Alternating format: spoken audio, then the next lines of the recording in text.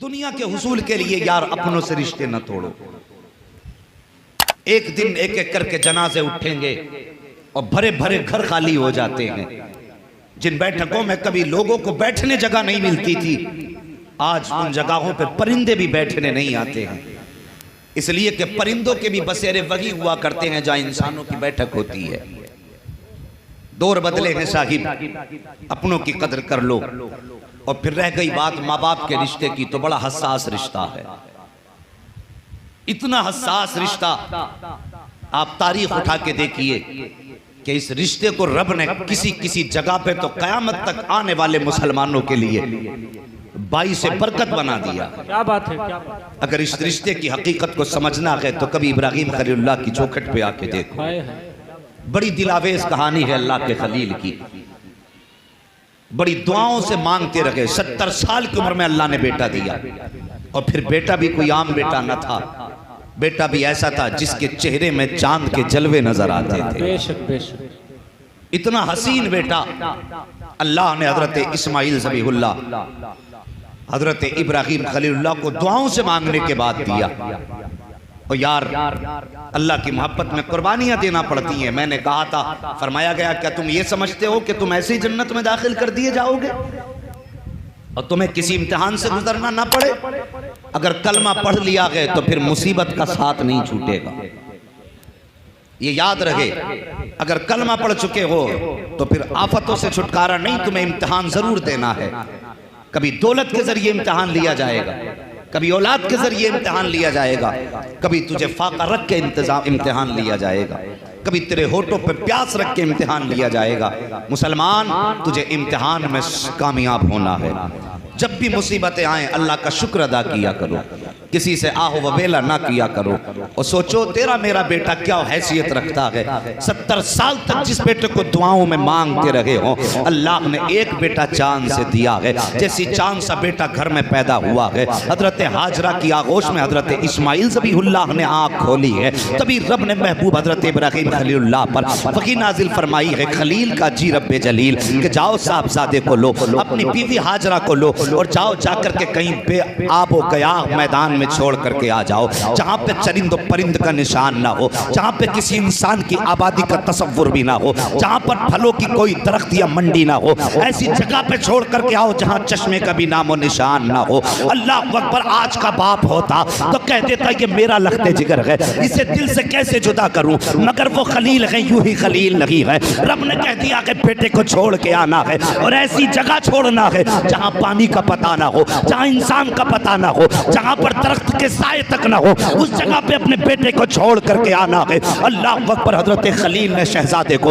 अपनी बीवी को सवारी पे सवार किया है और लेकर के आए हैं उस जगह पे जहाँ आज काबा मौजूद है। उस जगह पर ला करके जब बच्चों को उतारा है, थोड़ी सी खजूरें हैं, थोड़ा सा पानी है, बीवी को भी वहीं छोड़ा है, बच्चे को भी उतार दिया है और उसके बाद छोड़ करके ना कोई खैरियत की बात की है, ना कोई आने की बात की है। अल्लाह अकबर, छोड़ करके चलने लगे हैं। क्या कोई मजाक बात थी कि जिस बेटे को 70 साल मांगते रहे हो उसको अचानक छोड़ के जाना पड़ जाए, और वो भी ऐसी जगह पर जहाँ पे कोई पुरसाने हाल ना हो? कितना अजीम मंजर था ये। अल्लाह अकबर, हामिलीन अर्श तड़प गए थे जब एक बाप बेटे को ऐसे मैदान में छोड़ के जा रहा है, जहाँ पर चंद खजूरों के सिवा कोई चारा नहीं है, जहाँ पर चंद घूंट पानी के अलावा पानी का इंतजाम नहीं है। जब छोड़ के चलने लगे हैं, हजरत हाजरा ने तोड़ी आवाज दी, अल्लाह के खलील जरा ठहरिए तो सही, क्यों छोड़ के जा रहे हो? यहाँ पे कोई पानी का इंतजाम नहीं है, यहाँ पे किसी दरख्त का इंतजाम नहीं है, ये बेआबो गयाह जंगल है,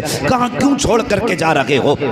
किसके सहारे छोड़ करके जा रहे हो? आपने इतनी बात कही, अल्लाह के खलील ने कोई जवाब न दिया। फिर दौड़ करके हजरत इब्राहिम का दामन पकड़ा और पकड़ने के बाद कहा था, मेरे सरताज जरा ये तो बताते जाओ, यहाँ छोड़ के क्यों जा रहे हो? अपनी मर्जी से छोड़ के जा रहे हो या रब के कहने पे छोड़ के जा रहे हो? ऐसी इतनी बात कही थी। अल्लाह के खलील ने अपनी बीवी की तरफ देखा और देखने के बाद कहा था मेरी शरीक हयात कोई ऐसी मिसाल देखी हो तो बताओ, अगर किसी को 70 साल की उम्र में दुआओं से मांगने के बाद बेटा मिला हो और वो बेटा भी चांद से ज्यादा हसीन हो, तो फिर बताओ तो सही किसी बाप ने ऐसे बेटे को बेआबे गया जंगल में कभी छोड़ा हो तो बताओ। का कभी नहीं छोड़ा। का बताइए तो सही फिर क्यों छोड़ के जा रहे हो? अपनी मर्जी से छोड़ रहे हो या रब के कहने पे छोड़ रहे हो? तब अल्लाह के खलील ने कहा था मेरी ज़ौजा, मेरी शरीक हयात, मेरे रंजो गम की साथी जो मेरे साथ रो रो करके दुआएं मांगती रही है, ए मेरी शरीक हयात, मैं अपनी मर्जी से छोड़ के नहीं जा रहा हूँ बल्कि रब के कहने पे छोड़ के जा रहा हूँ, उसकी मर्जी से छोड़ के जा रहा हूँ। जैसी इतनी बात अल्लाह के खलील ने कही थी, हजरत हाजरा ने कहा था ओ खलील ठहर जाइए। का किस लिए? का जो खजूरें दी गई ने भी साथ लेकर के चले जाओ, जो पानी दिया गई ये भी साथ लेकर के चले जाओ। का किस लिए? का जब रब की मर्जी से छोड़ के जा रहे हो तो जिस रब ने हमें छोड़ने का हुक्म दिया है फिर हमें पानी की जरूरत नहीं है। जो 70 साल की उम्र में हमें बेटा दे सकता है वही रब हमें खाना भी खिला सकता है, पानी भी पिला। क्या बात है, सुभान अल्लाह। नारे तकबीर, नारे तकबीर, नारे रिसालत, मसलके आला हजरत उलमाए अहले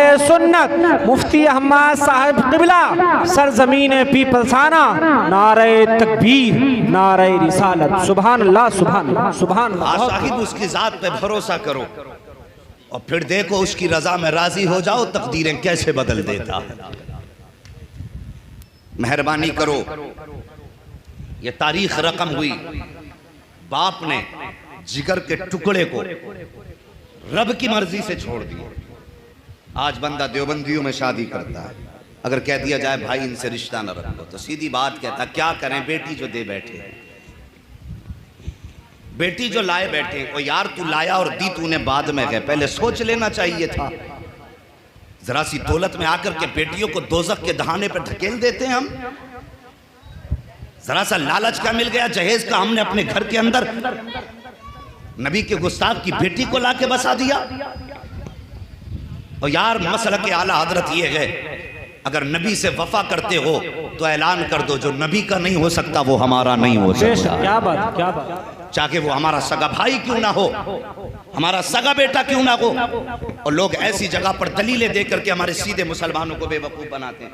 और जी ये इतने सख्त बरेलवी, हमारे नबी ने तो कूड़ा डालने वालों को दुआएं दी, पत्थर मारने वालों को दुआएं दी।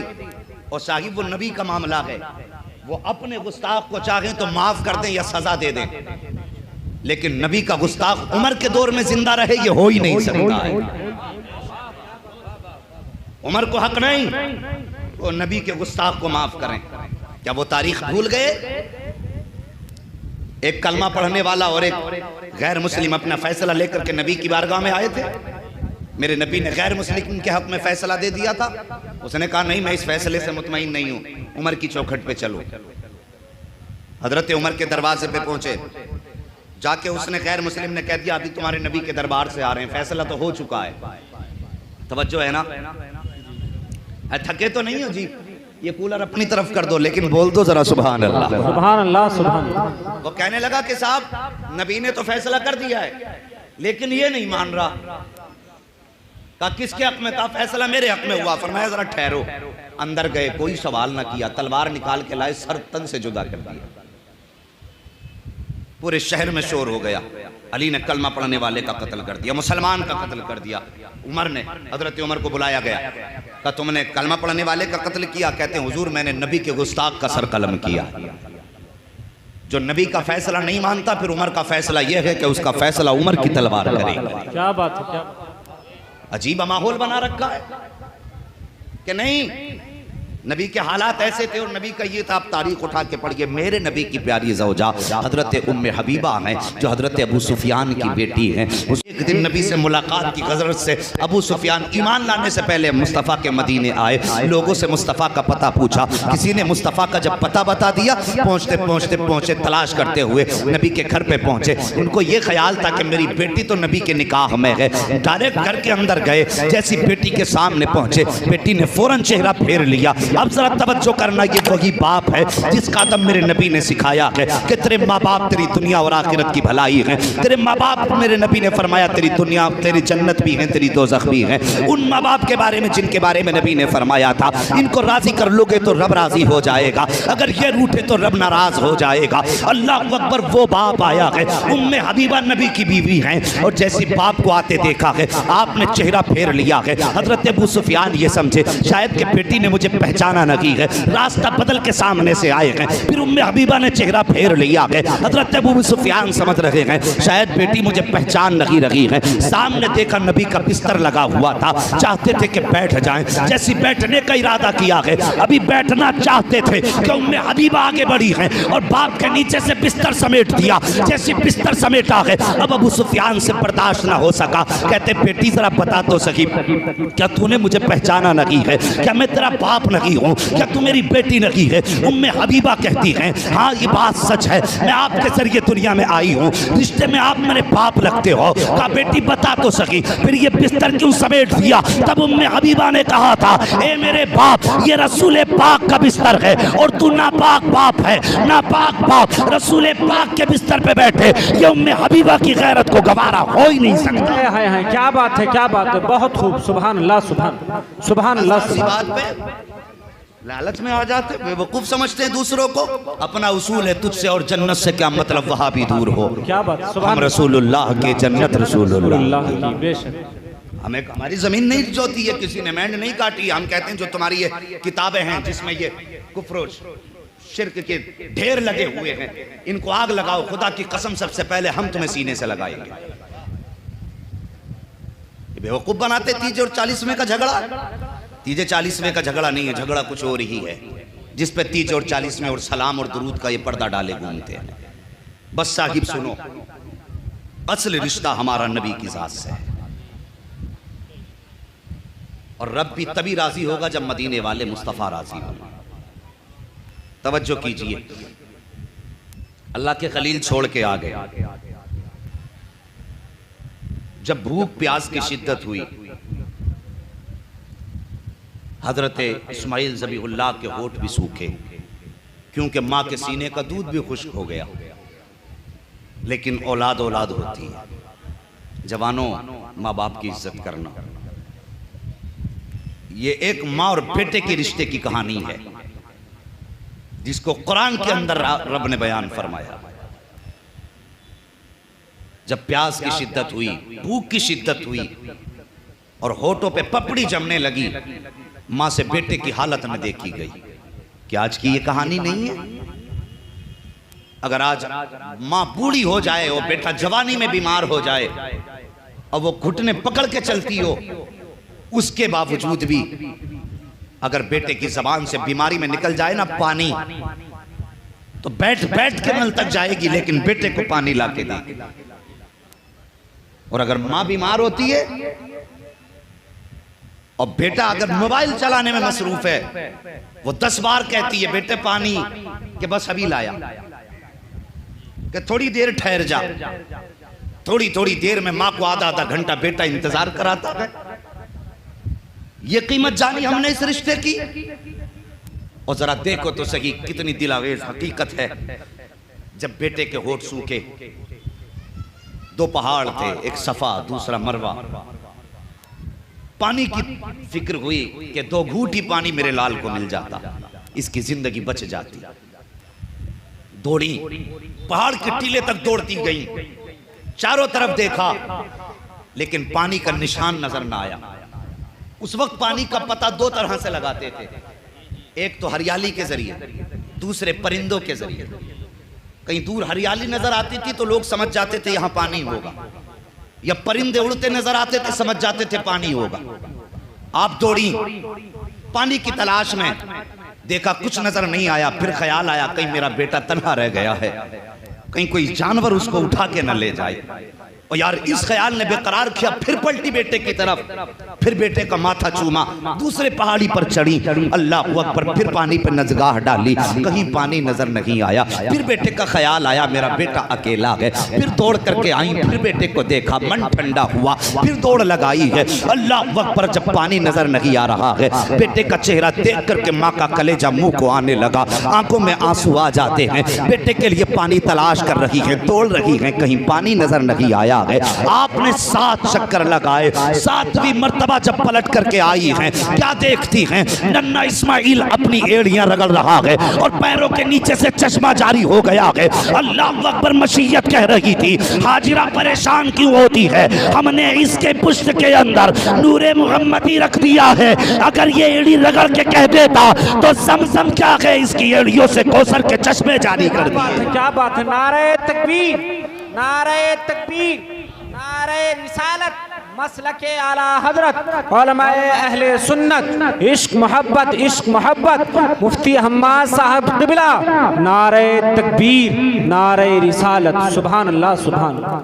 पानी निक्का चश्मा निकला, उलमा से पूछिए, इतनी तेज था, अगर आप जमजम न कहती तो मेरे नबी ने फरमाया ये पूरी दुनिया की खेती को सैराब कर रहा हो, अरब की सारी जमीनों को कोई जमजम सैराब कर देता, लेकिन आपने फरमाया था जमजम, जिसका माना है थम थम, यानी रुक रुक, आपने ये कहा तब वो रुका। आज पूरी दुनिया जमजम लाती है, लेकिन आज तक उस चश्मे में कमी नहीं आई, क्योंकि खलील के साहबजादे ज़बीह के कदमों से निकला था। बस तवज्जो करें, कुछ दिन आपने बच्चे की परवरिश की, तफसील में जाना मकसूद नहीं। कुरान फरमाता है जब वो चलने फिरने लायक हो गया और जवानी की दहलीज पे कदम रखा, रब ने फरमा दिया, इब्राहीम मेरी बारगाह में अपनी सबसे ज़्यादा प्यारी चीज़ कुर्बान कर। हुक्म हो गया कुर्बानी करने का। आज बंदा हिसाब लगाता है, जानवर कुर्बान करूं कि ना करूं। हाँ, पूछता फिरता मुझ पर कुर्बानी वाजिब है, ये सोच रहा बच जा किसी तरीके से 1500 रुपये, और अल्लाह का शुक्र अदा कर बेटे की कुर्बानी ना मांगी। अगर बेटे की कुर्बानी मांग ली जाती कलेजे फट जाते। हज करने बंदा जाता है तो पैसे दे देता, फोन करके पूछता मेरे नाम की कुर्बानी हो गई कि नहीं, कुर्बान गाह तक जाने को तैयार नहीं। और यार अगर हुक्म ये होता कि तुम्हें कुर्बान गाह में आना है, बेटा भी साथ लाना है, कुर्बान नहीं करना, सिर्फ गले पे छुरी रखनी है, तब भी कितने लोगों के पित्ते पानी हो जाते हैं। अल्लाह अकबर। आज हिसाब लगा रहे हैं कुर्बानी करनी है कि नहीं करनी है, वाजिब होगी कि नहीं होगी, पूछता फिर रहा छह मौलानाओं से, शायद कोई मौलाना छुटकारे का रास्ता निकाल दे। तो भाई ये नसीब वालों को अल्लाह मौके देता है। अल्लाह ने तौफीक दी है तो 2 वक्त का खाना छोड़ देना, लेकिन कुर्बानी मत छोड़ना,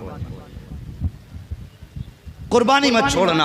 हुक्म हुआ मेरी राह में सबसे प्यारी चीज कुर्बान करो। आखिरकार नतीजा ये हुआ, मेरी बारगाह में इस्माइल को कुर्बान कर लेके चले आए।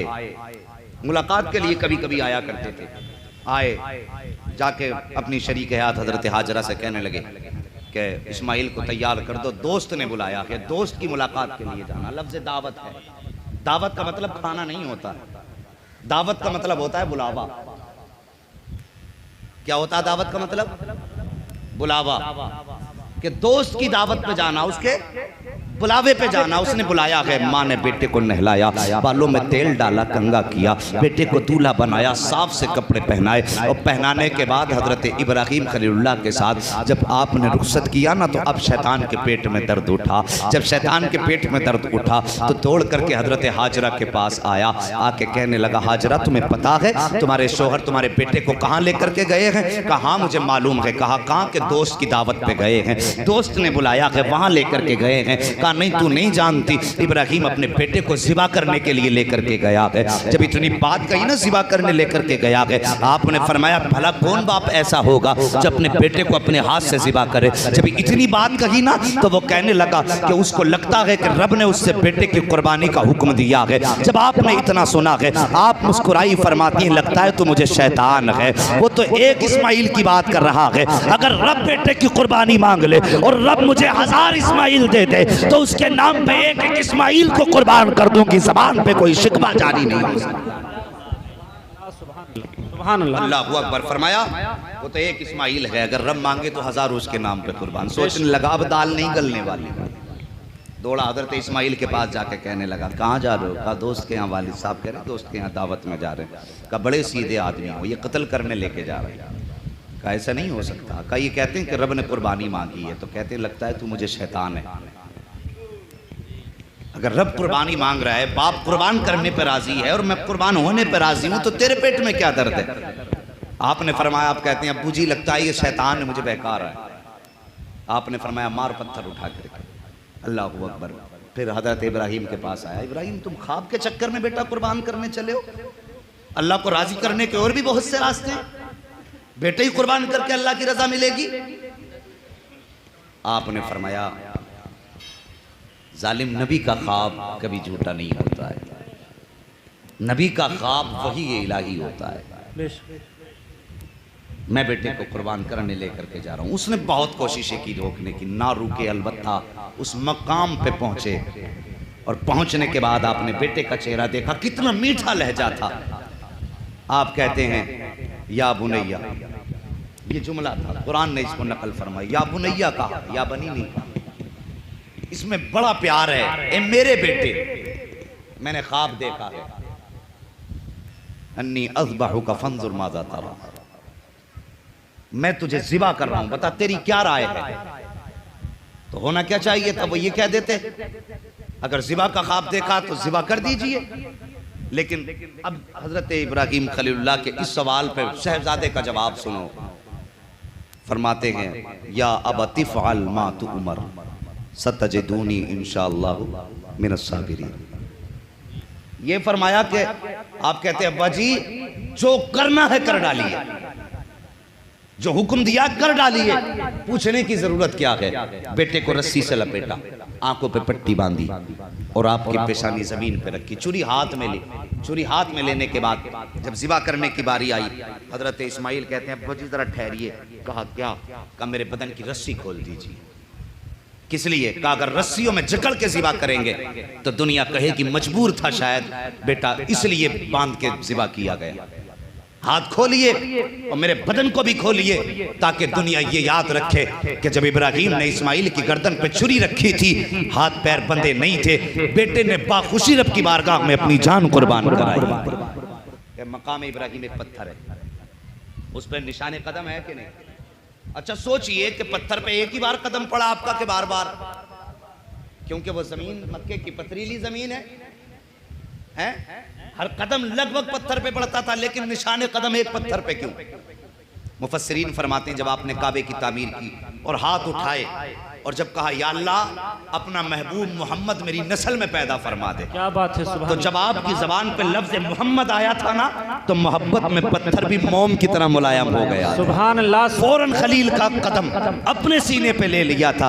और यार सोचो तो सही, अगर खलील की जबान पर एक बार लफ्ज मोहम्मद आए तो पत्थर मोम हो जाता है, और जो जिंदगी भर उनका नाम लेकर के उनके नाम की तस्बीह पढ़ा करता हो, फिर कब्र में फरिश्ते उसे कैसे डरा सकते हैं? सच तो ये है, आला हजरत फरमाते हैं कब्र में लहराएंगे ताअशर चश्मे नूर के, जलवा गर्म फरमा होगी जब तलात रसूलुल्लाह। बेशक सुभान अल्लाह। नारे तकबीर, नारे तकबीर, नारे रिसालत, मसलके आला हजरत, उलमाए अहले सुन्नत, अज़मते मुस्तफ़ा, नारे तकबीर, नारे रिसालत। सुभान अल्लाह, सुभान अल्लाह, सुभान। हाँ साहिब, ये रिश्तों की महराज, अल्लाह ने इस रिश्ते को कुरान में तहरीर फरमा दिया।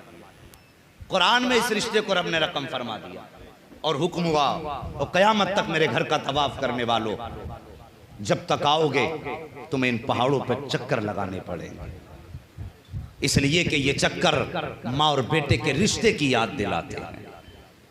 ये सही माँ और बेटे के रिश्ते का एहसास दिलाते हैं, कितना गहरा रिश्ता है माँ और बेटे का। आज साहिब हमने माँ बाप के रिश्ते को नज़रअंदाज कर दिया। और जवानों, बच्चों, तुमसे गुजारिश है, अगर माँ बाप कभी सख्ती भी किया करें, गर्दन झुका लिया करो। अगर तुम पे तुम्हारी जवानी का गुरूर गालिब आ जाए और तुम्हें एहसास हो जाया करे, तो माँ बाप से माफ़ी मांग लिया करो। अगर ये राज़ी हो जाते हैं तो खुदा की कसम खुदा भी राज़ी हो जाता है। अगर ये नाराज़ हैं तो फिर तुम्हारे हज की दौलत भी अल्लाह मुँह पे मार देगा। और याद रखो, जिस दिन ये चले गए तुम्हारे पास बंगले होंगे, गाड़ियां होंगी, लेकिन घर सूने सूने।